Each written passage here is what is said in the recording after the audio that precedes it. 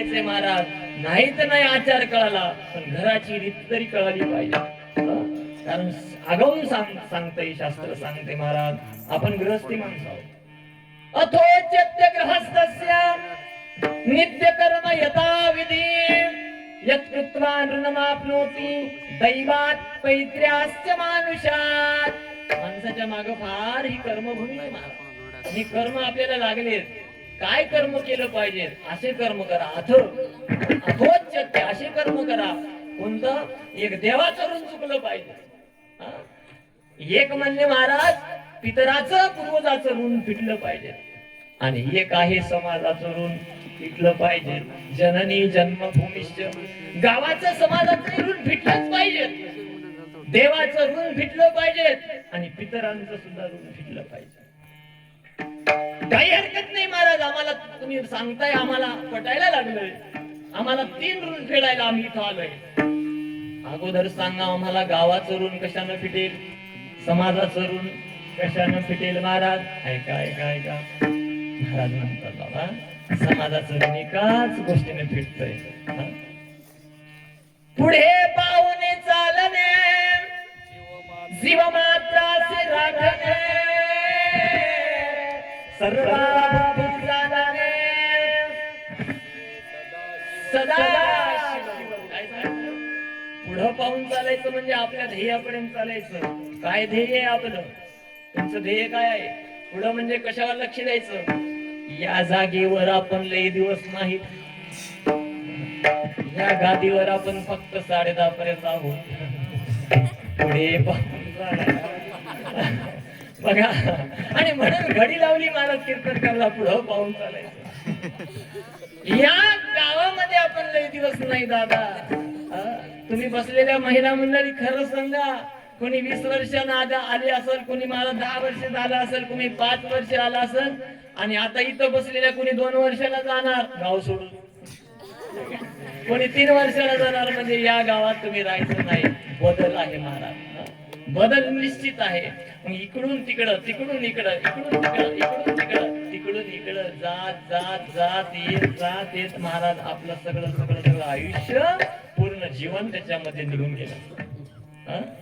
बहुशीन झाला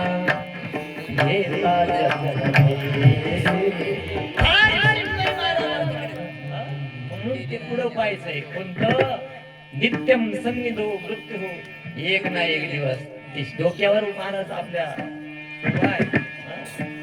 मृत्यू असून या शरीर सुखमानिता संसार. पण लोक मरणाला विसरून गेले दादा. एक कर्माला, दुसरं मरणाला. लोकांना वाटायला लागलं मी केलं म्हणजे काहीच होणार नाही, पण पापाला विसरून गेले. माझं कर्म जर चुकलं तर मला घात होईल, माझा घात होईल, नुकसान होईल, याच्याकडे लक्ष नाही दादा. कर्माची गती लई विचित्र आहे दादा, लई विचित्र. बारीक बारीक बारीक गोष्टी चित्रगुप्त लिहित असतो.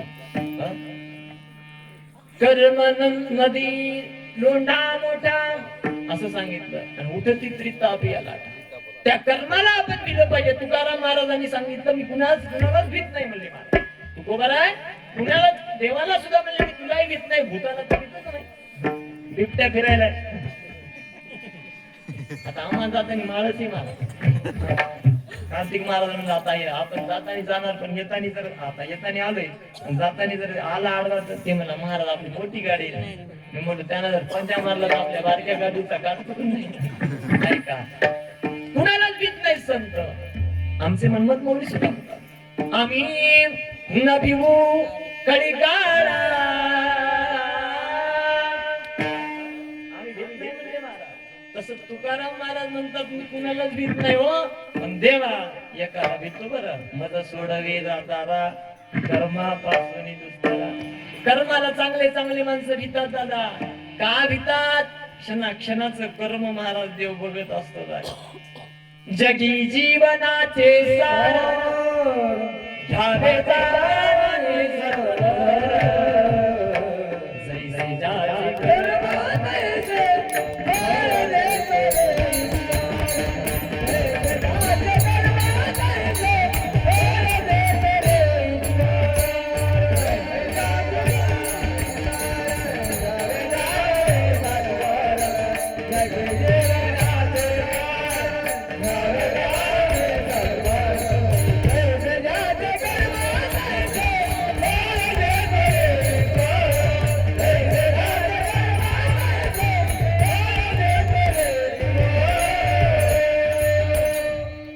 कर्माला दिलं पाहिजे दादा, कर्माला जन्म हा अखेरचा आहे ताई.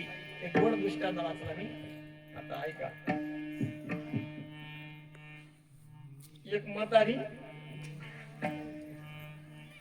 जुनी म्हातारी होती पाटलाच्या वाड्यात, म्हणजे तुमच्या वाड्यात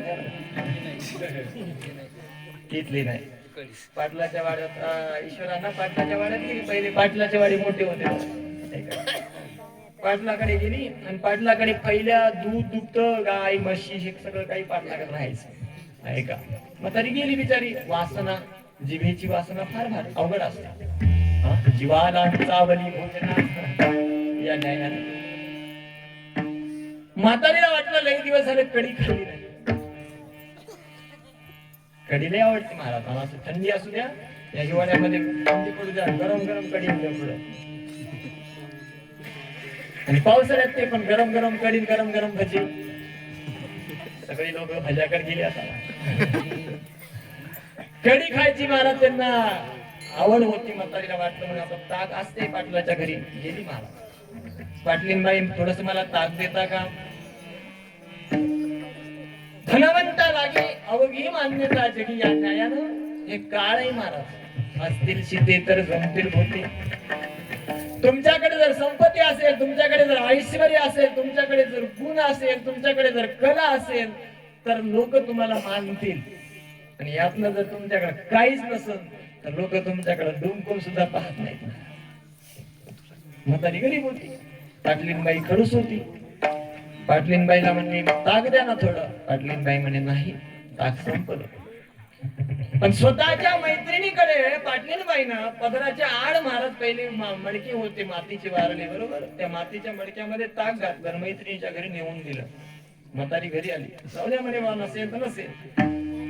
पण हातावर पोट होतं. काही काही स्त्रियांना बघा, काही काही नशीब असते महाराज, भाग्य असते, काहीचं प्रारब्ध असते. 60 वर्षे 70 वर्षे झाले तरी शेतात काम करावं लागतं, हाताने काम करून पोट भरावं लागतं.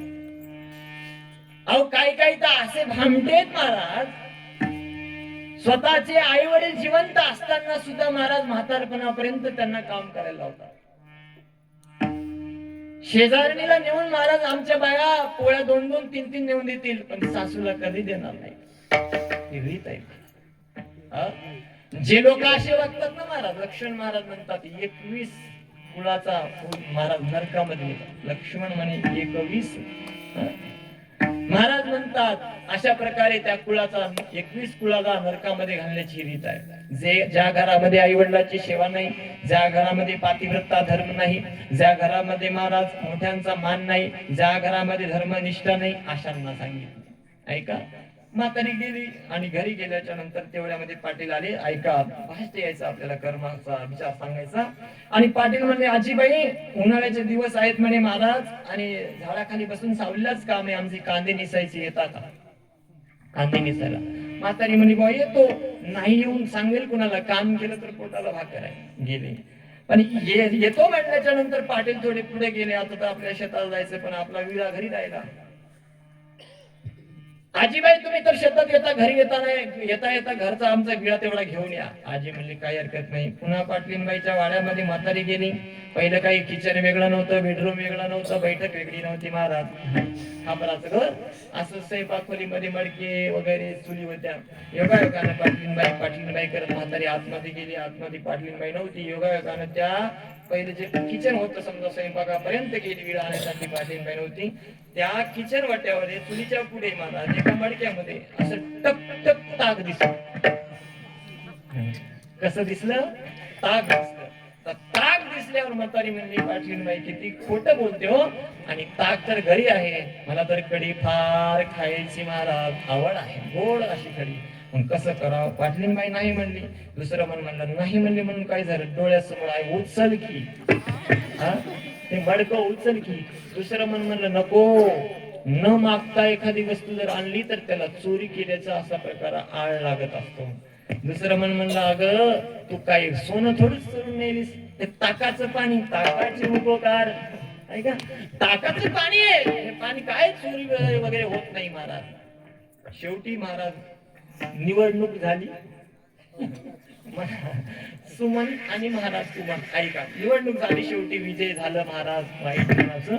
ते मला उचलली म्हातारीनं डेस्की महाराज, ते जे काय असेल मध्ये उचललं, घरी गेली. सुंदर दिवसभर कांदे नेसले, पाटलाला म्हणली महाराज पाटील साहेब 2-4 कांदे नेऊ का? बघा घरचं विचारून आणलं नाही बा, शेतातले कांदे विचारून आणले नाही का, न्या म्हणजे आजी. घरी आली, सुंदर अशा प्रकारे गोड अशी महाराज छान कढी केली. आमच्या कार्तिक महाराजात गोड कढी होती खायला, कढी केली. कढी केल्याच्या नंतर आता कुणाचं कधी संपते काही माहित नाही, नाही देहाचा भरोसा कोण दिवस माहित नाही महाराज. म्हातारीनं कढी खाल्ली त्याच रात्री गेली. गेल्यावर बराच काळ झाला, ऐका लक्ष द्या. त्याच पाटलाच्या वाड्यात एक चोर चोरी करायला आला.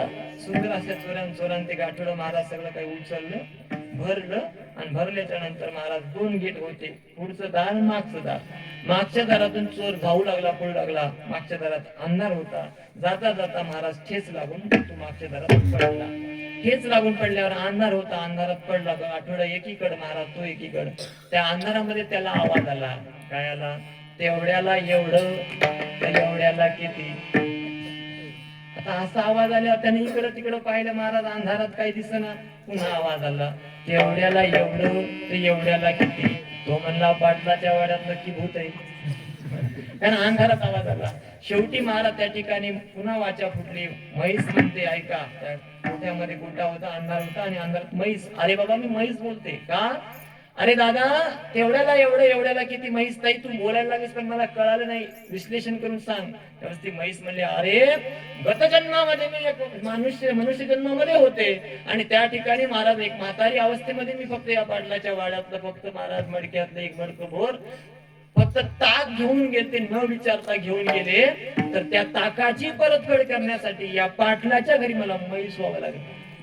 तू तर त्या पाटलाच्या घरचं सोन्याचं गाठोडं नाही ना दादा, तुला काय काय व्हावं लागेल विचार कर.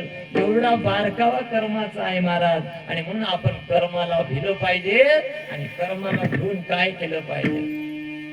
सर्व सांडोनी जंजाळ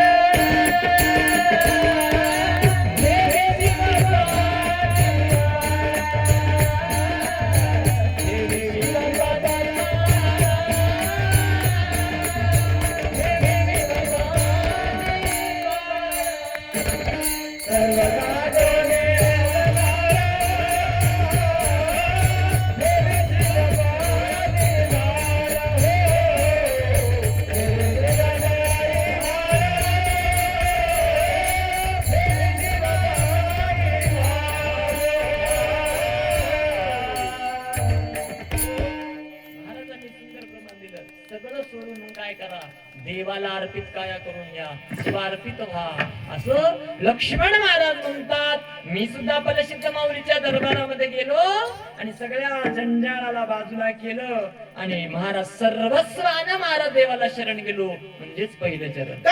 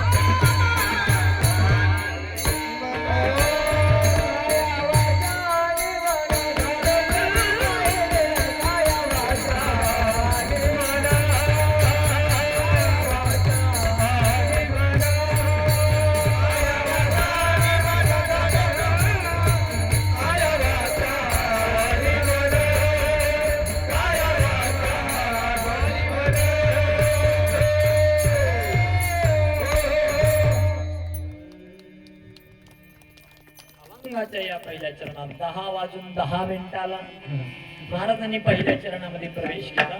ऐका, लक्ष द्या.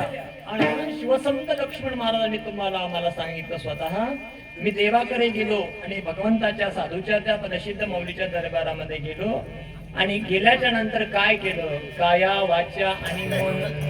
ऐका, शरीरानं दास झालो, वाचेनं दास झालो आणि मनाने सुद्धा दास झालो.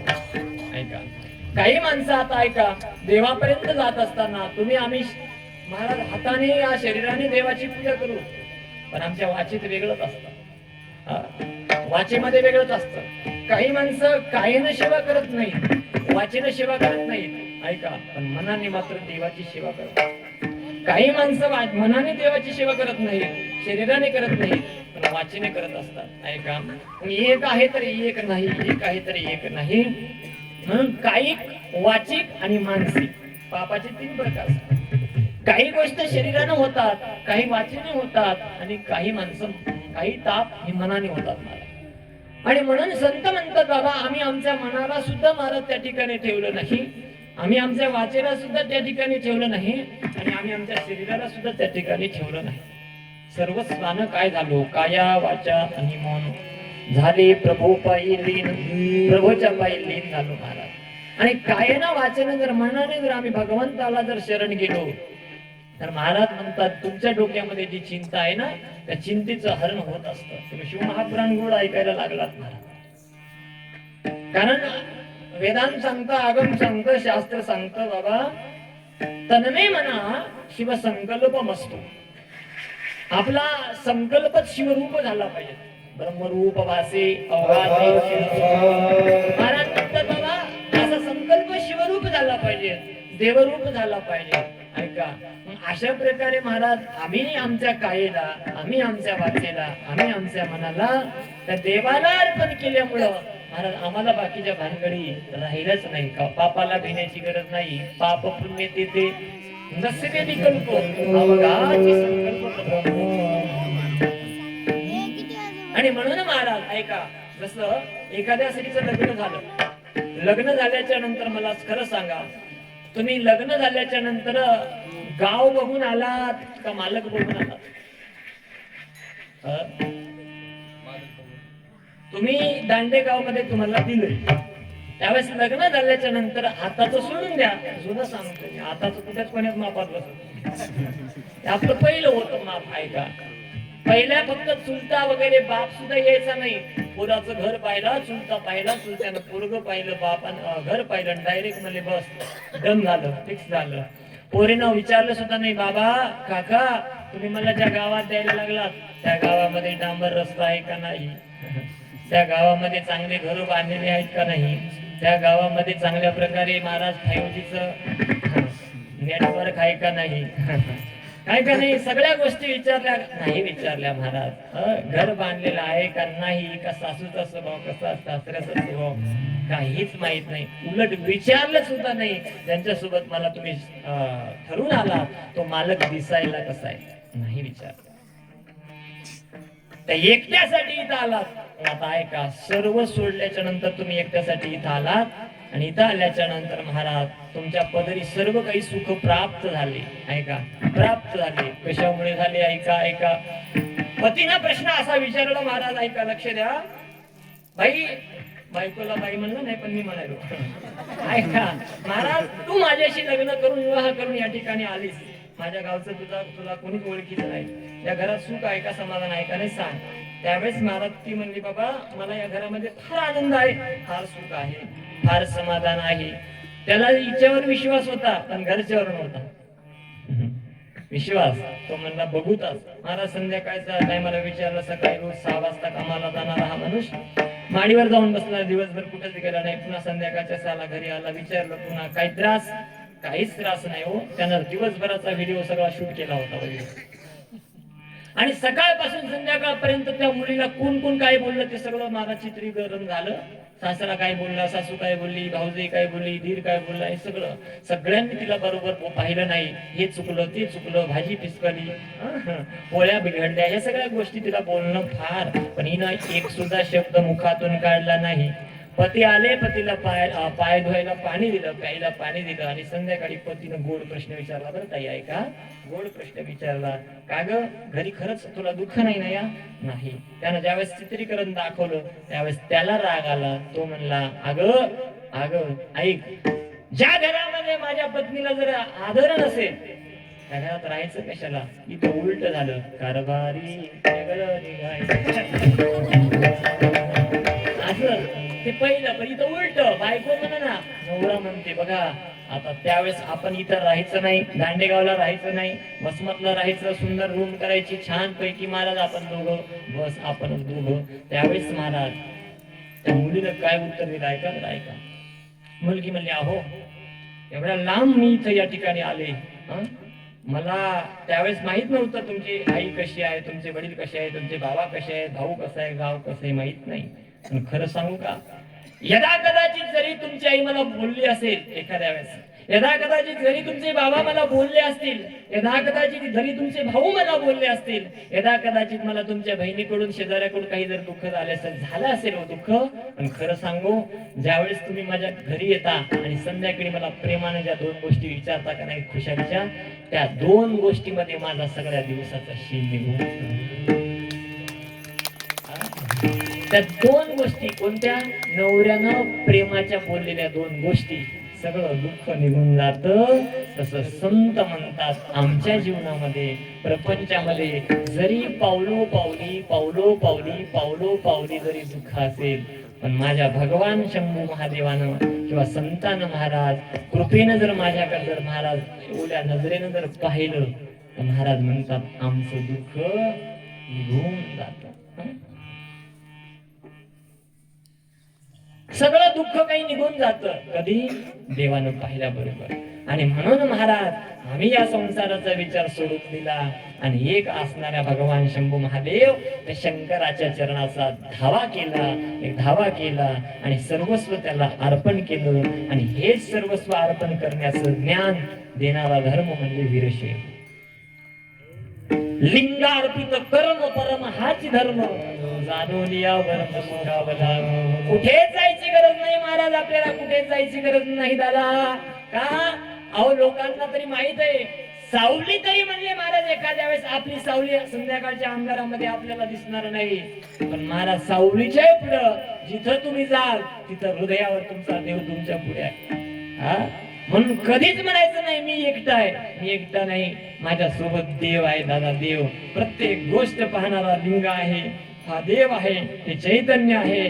आणि म्हणून महाराज एवढी निष्ठा त्याच्याकडे ठेवायची, एवढी निष्ठा ठेवायची, जे काही भोग असेल ते सुद्धा महाराजांनी सांगितलं याला अर्पण करायचं. विषय स्मरता शिव उभा पुढे, फिराले साकडे संसाराचे.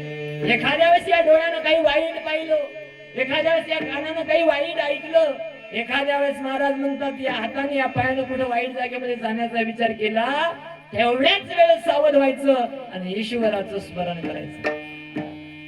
स्मरण मुक्त्वा कलेवरम असं सांगितलं. ज्या ज्या वेळेस महाराज आपण स्मरण केलं, ज्या ज्या वेळेस भगवंताचं स्मरण केलं, त्या त्यावेळेस विषयाची जी वृत्ती आहे ती निघून जाते आणि चित्तामध्ये एक शाश्वत आनंदाची प्राप्ती होते. कारण संतांनी गोड प्रमाण दिलं महाराज.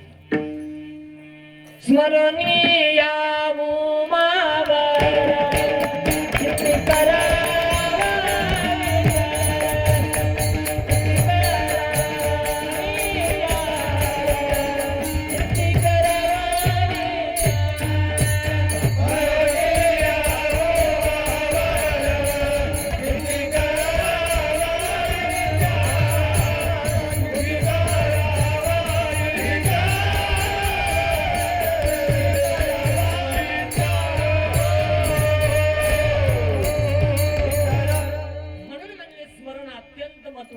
अखंड स्मरण केलं पाहिजे. काया वाचा आणि मन ही तर सेवा झाली, पण अखंड स्मरण सांगितलं आणि स्मरण केलेलं कुणाला दिसत नाही.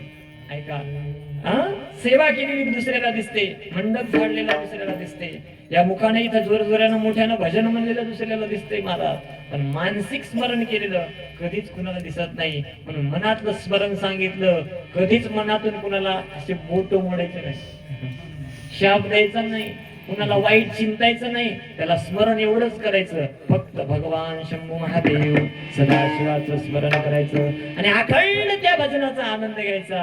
आणि आमच्या जन्मोजन्मी आम्हाला नाद लागला महाराज, आमचा शिवनाद शिवछंद नाही, आमचा विषयाचाच गोंधळ आहे सगळा, गोड असा महाराज. ऐका, आम्हाला कितीतरी चांगलं सांगितलं तरी समजत नाही महाराज.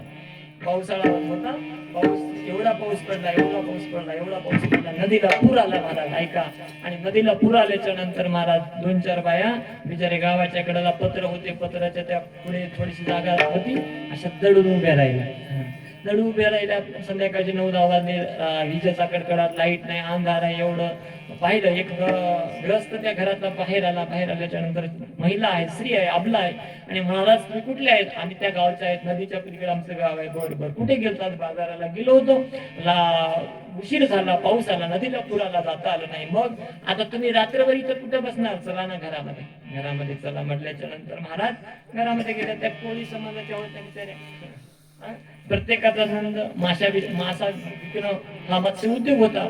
त्यांनी घरात चला म्हणल्याच्या नंतर महाराज सुंदर अशा प्रकारे जेवायला दिलं, झोपायला जागा दिली. ज्याच्या घरामध्ये गेलं ते घर माळ्याचं होतं. सगळे गोड असे फुलं महाराज, प्राजक्ताची फुलं, गुलाबाची फुलं, जाईची फुलं, शेवंतीची फुलं, सुंदर असा फुलाचा घमघमाट. झोपल्या महाराज, त्या 4 जणी झोपल्या, 10 वाजता झोपले. माळी आपला काम करून झोपले. झोपल्याच्या नंतर त्या 4 जणी महाराज इकडून तिकडं, तिकडून इकडं, इकडून तिकडं, तिकडून इकडं, या अडंगावर त्या अडंगावर. 12 वाजले, 12:30 वाजले. त्या 4 जणी एकमेकाकडे टकमक टकमक पावले. माई शांता, झोप येईना. ते मथुरामध्ये का ग? मलाही पण येईना. कशामुळे येईना काय माहित बाई. ऐका, त्यावेळेस महाराज त्या ठिकाणी उशालाच असे सगळे फुलाचे महाराज पोते होते, सुगंध होता, सेंट होता. म्हणजे असं करूच म्हणले आपलं रोजचं जे नित्याचा व्यवसाय आहे, आपल्या टोपल्या बाहेरच राहिल्या. महाराज त्यांनी त्या माशाच्या ज्या टोपल्या होत्या विकायच्या, त्या टोपल्या आणल्या आणि उशाला ठेवल्या. जशा ठेवल्या त्या 5 मिनिटात झोप लागली. का झोप लागली माहितीये? कारण त्यांच्या इंद्रियाला सवय होती. फुलाचा सुगंध त्यांना महाराज झोप नाही आली, पण ज्यावेळेस महाराज त्या माशाचा जो सुगंध होता, दुर्गंध, जोपर्यंत त्या माशाचा दुर्गंध आपल्या नाकात गेला नाही तोपर्यंत त्यांना झोप लागली नाही. तसं तुम्ही आम्ही आहोत महाराज. ऐका, कीर्तनाचा आले की 1 मिनिटात जांभारी येते. काय येते माहित आहे? ते पाप असलं की म्हणे जांभारी येते. ऐका, काही माणसं महाराज कीर्तनामध्ये जांभारी देतात, पण लोकनाट्यामध्ये गेले की रात कधी 2 वाजले पतात का? महाराज म्हणतात आमचं मन वारंवार जन्मोजन्मापासून, अनंत युगापासून वासनेमध्ये, विषयामध्ये महाराज अशा प्रकारे लिप्त झालं. त्यामुळे महाराज आपल्याला दुःख भोगायची पाळी आली. आता तरी सावध व्हा म्हणले महाराज, सावध व्हा. संधी आली आपल्याला, फार मोठी संधी आली. आणि म्हणून म्हणले महाराज, हे मिळालेले शरीर आहे ना, ते देवाला अर्पण करा. काया वाचा आणि मन झाले प्रभू पाहिले, कायेनं वाचेने मनानं भगवंताचं भजन पूजन स्मरण करा. का हो लक्ष्मण महाराज, आम्ही जर सगळं काही तुमचं ऐकलं, काया वाचा आणि मन जर महाराज आम्ही जर अर्पण देवाला केलं, तर परिणाम काय होतो? तुम्हाला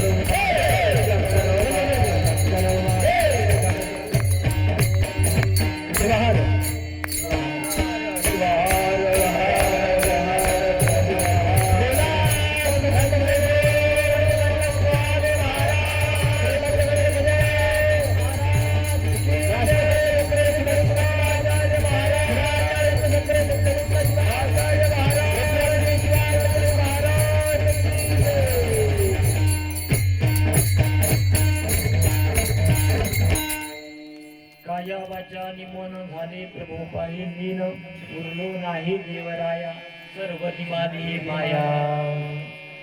10:28 झाले. बरोबर, आता 2च मिनिट राहिले.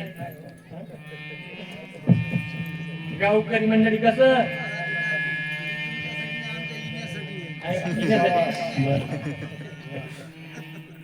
कसं करायचं लाडकी बहीण अर्धा घंटा नाही का सगळं काही अर्ध्या घंटा झालं पाहिजे. अर्धी सही झालं पाहिजे.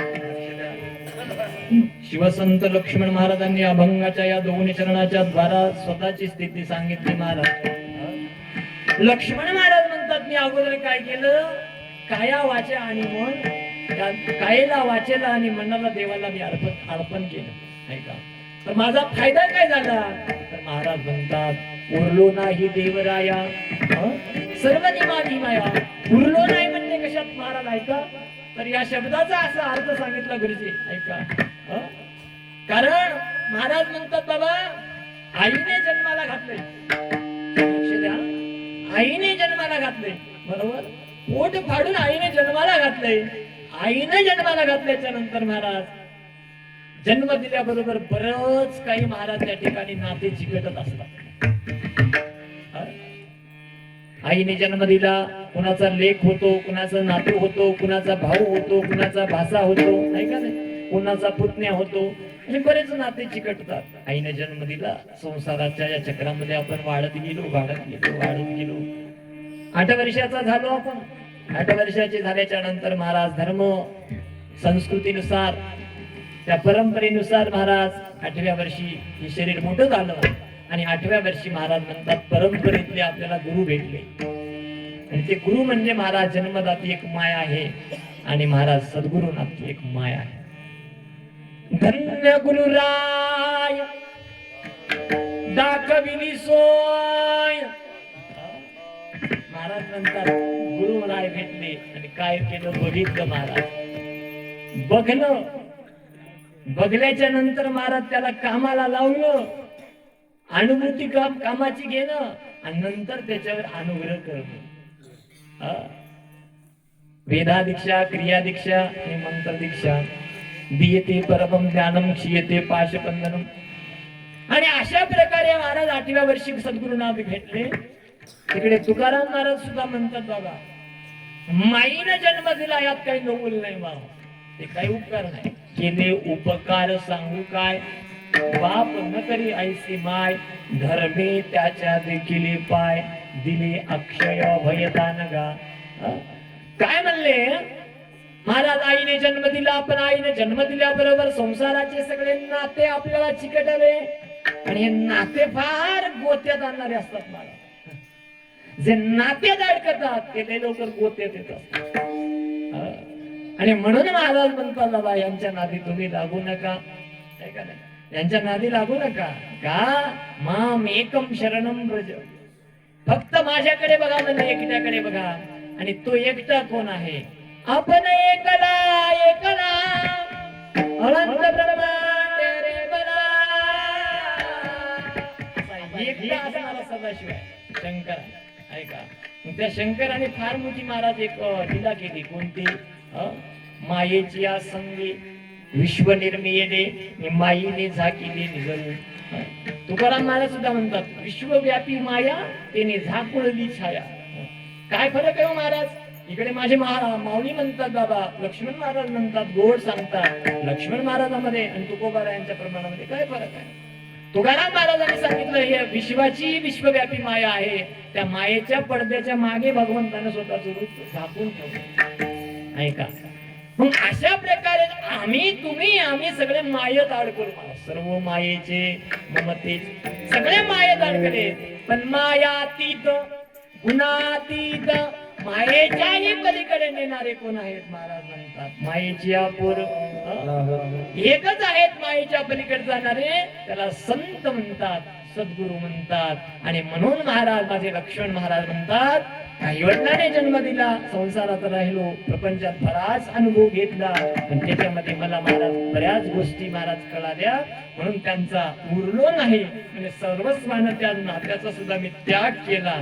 कुणाचा भाऊ राहिलो नाही, कुणाचा भाऊ काका राहिलो नाही, कुणाचा महाराज मुलगा राहिलो नाही. मी कुणाचा झालो, देव माझा आणि मी देवाचा, शंकराचा झालो, शंकराचा झालो.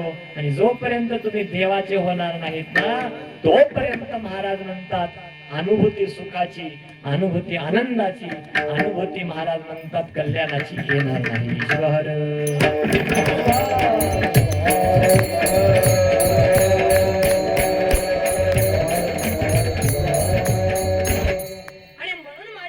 लक्ष्मण महाराजांनी सांगितलं, मी तिथपर्यंत गेलो आणि सद्गुरुनाथाने महाराज मला सांगितलं, कायेची सेवा, वाचेची सेवा, मनाची सेवा, आणि त्या स्टेप बाय स्टेप मी तिथपर्यंत गेलो. आणि नंतर उरलो नाही देवराया.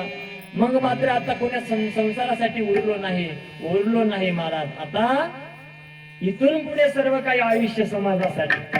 ऐका, मग काय म्हणले, अगोदर आपलं कल्याण झालं पाहिजे, अगोदर आपण तारुणी तारी तुझी वाढविले वाटे बाळा गैसे, वाढविले वाटे बाळा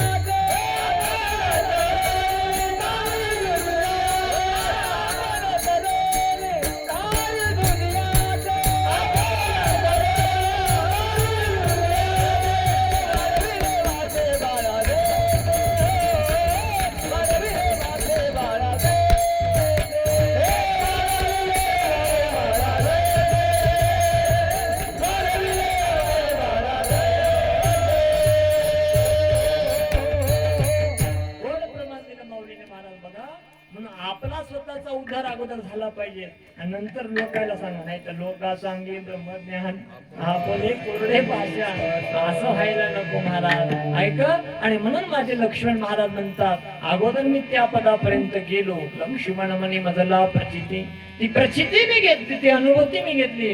आता बोलो नाही देवराया, का सर्व निमाली ही माया. मायेचं निरसन झालं, आणि जोपर्यंत माया निरसन होत नाही तोपर्यंत तद्रूप होणार नाही. आणि म्हणून त्या मायेच्या पलीकडे जायचं असेल तर एकच सांगितलं, ओम नमः शिवाय, भवतारण उपाय, सुलभ उपाय, तारक मंत्र श्री गुरुचा. त्या मंत्राचा विचार केला जातो. आणि म्हणून महाराज शिव महापुराण तुम्ही ऐकलं, त्यामध्ये महाराज भगवान महादेवाने प्रथमता जो अनुग्रह ब्रह्माला दिला, विष्णूला दिला. ऐका, त्या ब्रह्मा विष्णू देवाला जो अनुग्रह पहिला दिला त्याला प्रणव म्हणतात. ऐका, ओंकार बिंदू संयुक्तम नित्यम ध्यायन्ति योगिनः मोक्षदम कामदम चैव ओंकाराय नमो नमः. त्या अनुग्रहाची अनुभूती तो तेव्हापासून आली. आणि म्हणून आपण तो अनुग्रह घेतला आणि ते मंत्र मी जपल्याच्या नंतर फायदा काय झाला. ऐका ऐका, फायदा फार गोड फायदा झाला. जे जगाला पाहिजे, जे तुम्हाला पाहिजे ते मला मिळालं. तिसरं चरण केलं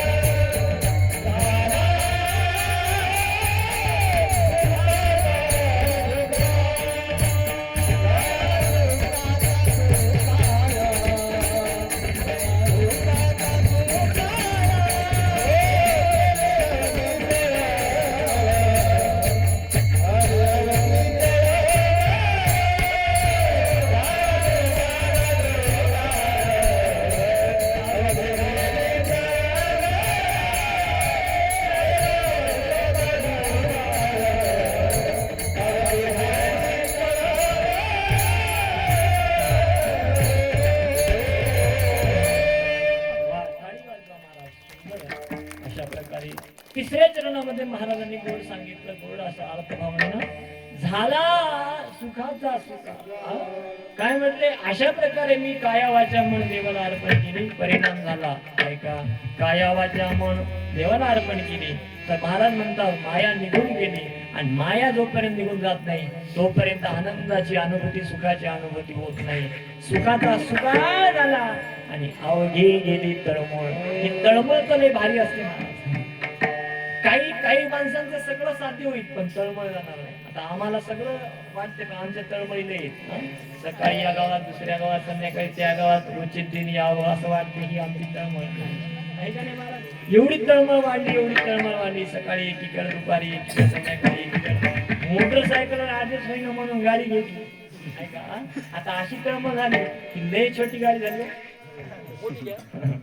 आता वाटते महाराज मोठी घ्या, ही तळमळ. आता ऐका, ती तळमळ, आणि जोपर्यंत महाराज ही तळमळ आहे तोपर्यंत महाराज दुःख आहे. पण लक्ष्मण महाराज म्हणतात अवघी गेली तळमळ.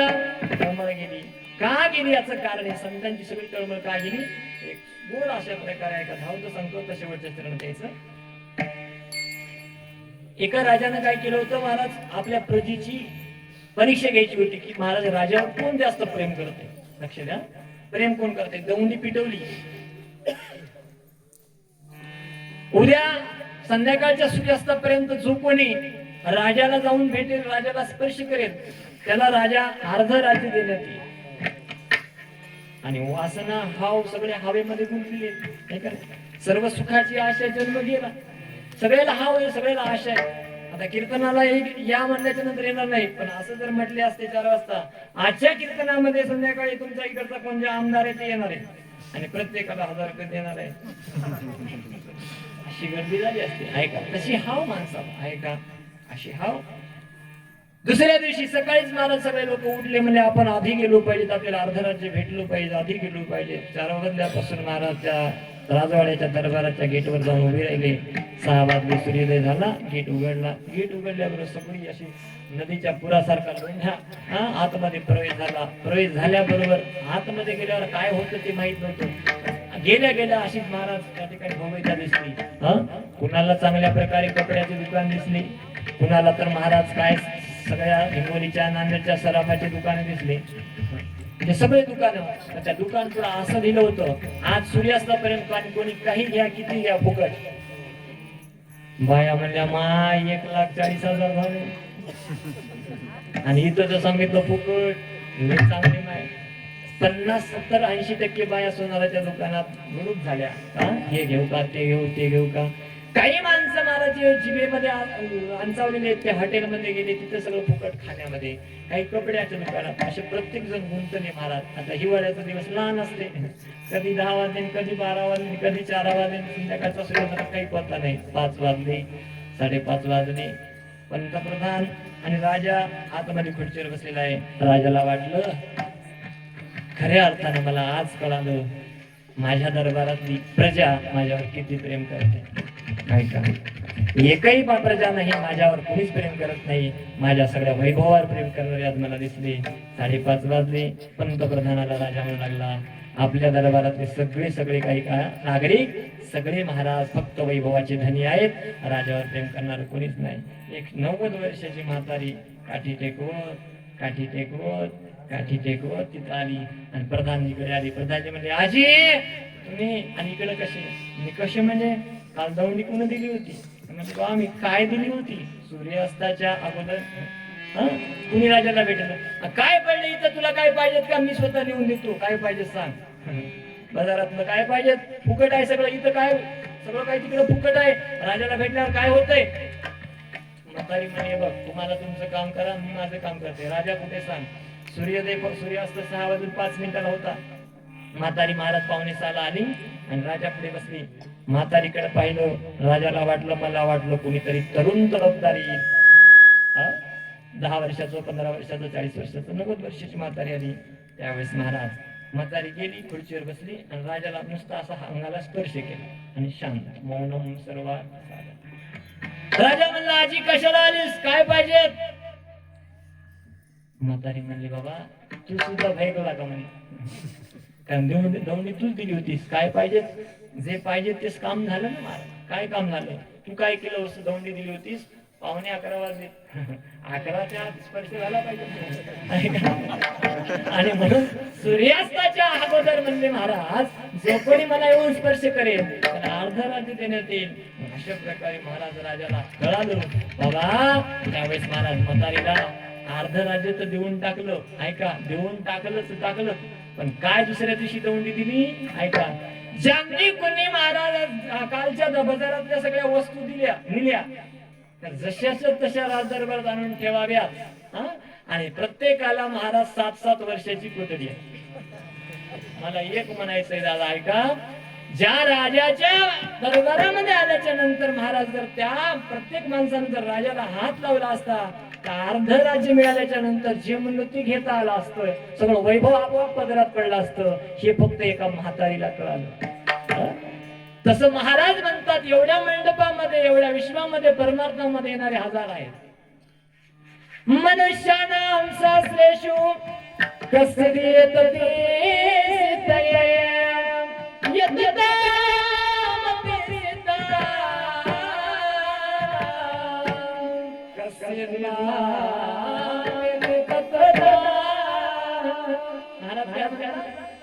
लाखो भक्त आहे तो, पण महादेवाला ओळखणारे, देवाला ओळखणारे, शिवाला ओळखणारे असे दुर्मिळ आहेत. ज्यानं देव जवळ केला झाला सुखाचा सुकाळ, अवघी गेली तळमळ. अशी तळमळ गेल्याच्या नंतर हा आष्टीचा लक्ष्मण आहे अशी उपाधी राहिलीच नाही. तो कुठला आहे? पुण्या गावचा आहे.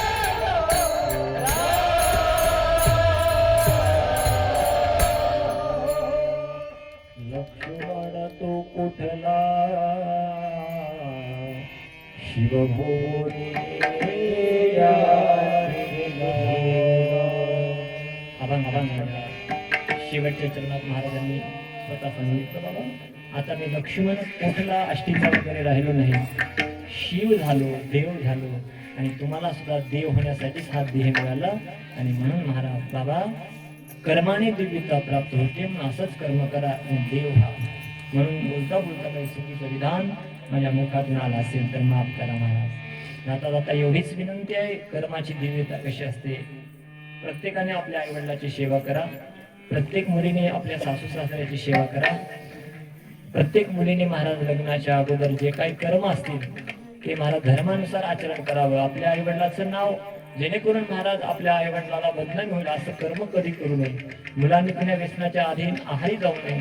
मुलांनी सतत अभ्यास केला पाहिजे आणि प्रत्येक स्त्रीकडे पाहत असताना परदारेषु मातृवती या विधीने या न्यायाने बघावं, हाच आपल्या धर्माची शिकवण आहे. हेच तुम्ही जोपासलं पाहिजे आणि असं कर्म प्रपंचातलं करत करत फक्त एकच भगवंताचं नाम अखंड मुखात ठेवावं आणि भगवंताची प्राप्ती करून घ्यावी. अशा प्रकारे आलेल्या पवित्र पावन सर्व गुणीजन भजनी मंडळींच्या सर्वांच्याही हृदय कमलातील शोधितीला वंदन. विनेकरी असलेले हार्मोनियम वादक असतील मृदंगाचार्य ओंकार महाराज असतील आमचे कार्तिक महाराज गावचं भूषण. सुंदर साऊंड सिस्टीम आहे. सुंदर अशा प्रकारे महाराज लाईव्ह प्रक्षेपण करणारे आमचे दादा आहेत. उमरीकर भजनी मंडळी आहेत आणि महिला कीर्तनकार गावातील सुंदर अशा मंजुषात येत आहेत. त्या मावशी सुद्धा आहेत. त्या सर्वांच्या हृदय शिवज्योतीला वंदन करतो आणि झालेली सेवा माझे गुरुमाऊली शिवाचार्य रत्न सद्गुरू सिद्धलिंग शिवाचार्य महाराज, राष्ट्रसंत सद्गुरू शिवलिंग शिवाचार्य महाराज, मनवत माऊली बसवादी शरण या सर्वांच्या चरणी समर्पित करतो आणि सेवेला पूर्णविराम. गुरुराम